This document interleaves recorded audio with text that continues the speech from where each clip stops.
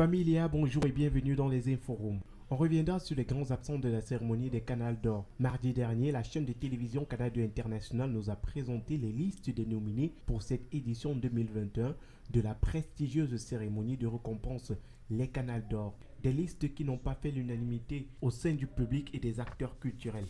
Voici la liste des absents des Canals d'Or. Commençons par la grande absence de cette édition, Magasco. L'artiste nous a produit entre 2018 et 2021 deux albums pour un total de plus de 60 chansons, parmi lesquelles les titres Gnagnan avec Lady Ponce, Calypso, Crème de la Crème. L'absence de Magasco crée énormément de réactions. L'artiste en personne, dans un post qu'il a supprimé plus tard, a manifesté son mécontentement en ces termes. J'ai l'impression que mon nom Bamenda Boy dérangeait. Bon, on va changer en graphie une fois. De toutes les manières, Bamenda égale monde. Plus de musique, un message qui n'est pas passé inaperçu. Et en soutien à Magasco, le réalisateur Ada Kendi, lui nominé dans la catégorie meilleur vidéogramme, a annoncé qu'il ne sera pas à la cérémonie.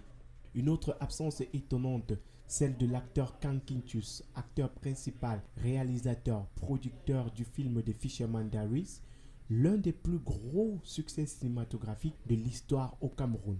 Le film a été présélectionné 93 fois dans des cérémonies de récompense à travers le monde. Il est sur Netflix. Il a été sélectionné pour 78 festivals, 134 nominations et 87 awards gagnés. Mais son acteur principal, Kankintus, n'est pas au Canal d'Or. Cindy Emadé, c'est l'autre grosse déception, pourtant très en vue ces dernières années avec de nombreuses productions. Cindy Emadé ces dernières années, c'est A Man for the Weekend, c'est Broken, c'est deux films qui sont sur Netflix, mais aucune nomination pour elle au Canal d'Or. Nell Cruz aussi est parmi les déçus de la cérémonie, pourtant ayant marqué ces deux dernières années avec ses contenus sur le digital. Malox the Viber, une fois de plus, absent, peut-être parce qu'il avait dit non à la cérémonie en 2017. Dans tous les cas, il est absent de la cérémonie et ça se remarque. Mr. Tchek, le réalisateur aussi, n'est pas présent, pourtant ayant fait de belles réalisations ces dernières années, notamment avec Redeems, Minx, Daphné ou encore le groupe B-Brains. Dans la catégorie gospel, on espérait avoir l'artiste Lucky Plus 2, mais rien pour lui, il devra encore attendre.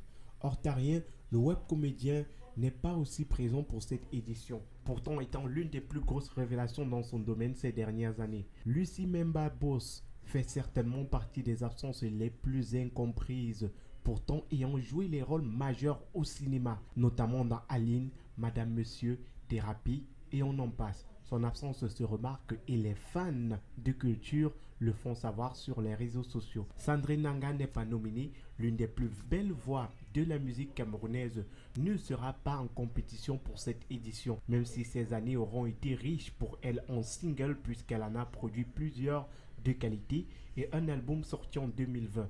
Une catégorie ne sera également pas présente cette édition des Canals d'Or. Il s'agit de la catégorie World Music, pourtant récompensant les artistes de ce registre, mais pas de World Music au Canal d'Or cette édition.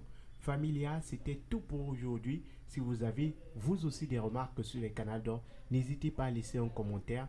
Merci de vous abonner et liker la vidéo. Goodbye.